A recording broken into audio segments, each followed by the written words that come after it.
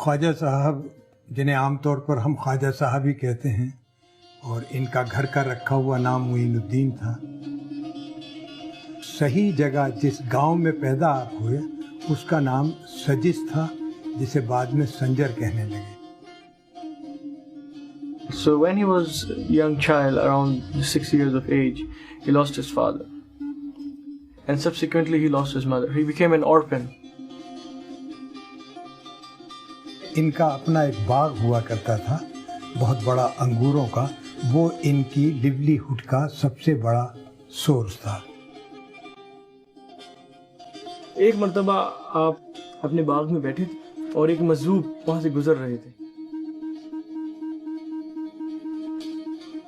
خواجہ صاحب کے سب سے بڑے اسپریچول ٹیچر جن کا نام ابراہیم قندوزی تھا وہ خواجہ صاحب کے باغ کی طرف نکل آئے.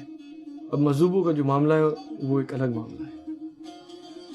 وہ ایک پل میں آپ کو کہاں سے کہاں پہنچا.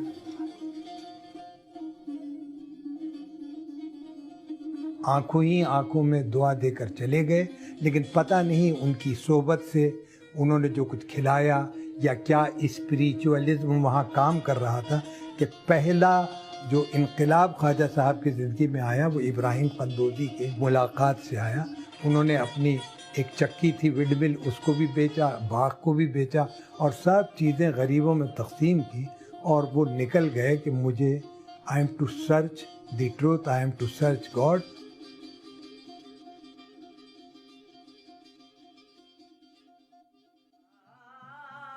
خراسان میں الگ الگ اداروں پہ جو ان کے ادارے تھے وہاں پہ آپ نے تعلیم حاصل کری اور وہاں پہ ہروان میں آپ کو اپنے پیر و مرشد حضرت خواجہ عثمان ہارونی سے ملاقات ہوئی.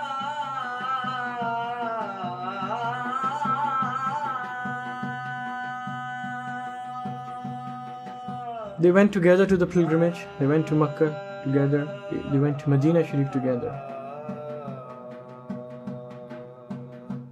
تو آپ کو بشارت ہوئی جو پروفٹ محمد صلی اللہ علیہ وسلم کی طرف سے کہ معین الدین آپ ہند چلے جائیں. آپ کو ہند میں دین, انسانیت, پیار اور محبت کا پیغام لے کے جانا ہے اور انسانوں کو انسانی حقوق اور انسانیت کی حقیقت سے متاثر کرنا.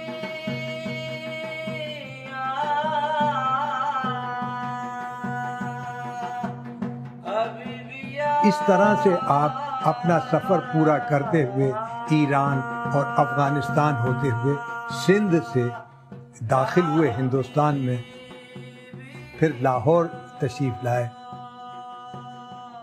So after 40 days he proceeded to Delhi and from there he came to Ajmer.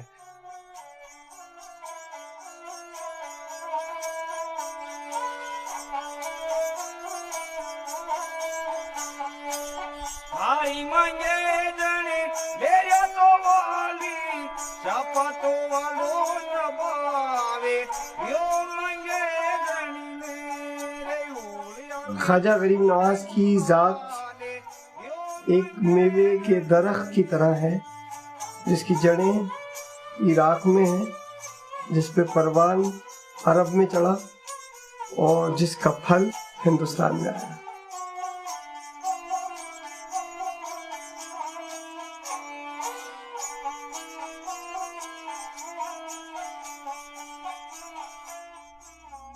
When Khwaja Sahib came, the Indian subcontinent was very different from today. Ajmer میں جب آئے ہیں تو یہاں کا پولیٹیکل سینیریو بڑا عجیب و غریب تھا. اس وقت ہندوستان اس شکل میں نہیں تھا, نہ اس شکل میں تھا جو کبھی اشوکا کا ہندوستان تھا. چھوٹے چھوٹے حصوں میں حکومتیں تقسیم تھیں. اس وقت کا جو دور تھا وہ کافی مختلف تھا. There were huge differences among the masses.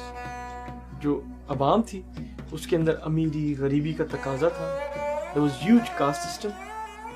آپ نے یہاں پہ لوگوں کو اپنایا, ان لوگوں کو اپنایا جن کو معاشرے نے, جن کو سوسائٹی نے نگلیکٹ کر دیا تھا اور نکال دیا تھا معاشرے سے, جن کی ایک سوسائٹی میں کوئی جگہ نہیں تھی. ان لوگوں کو غریب نواز نے اپنایا, گلے لگایا, ان کو انسان ہونے کا احساس دلایا. تو لوگوں نے اس چیز کو اپنے دل سے اپنایا کیونکہ وہ روشنی دکھی جو لوگ اندھیرے میں جی رہے تھے ان کو وہ روشنی دکھی جہاں پہ وہ اپنے آپ کو دیکھ سکے، اپنے آپ کو ایک انسان ہونے کا احساس کر سکے۔ تو غریب نواز وہ روشنی لے کے آیا ہندوستان میں جس کی اس وقت کمی تھی۔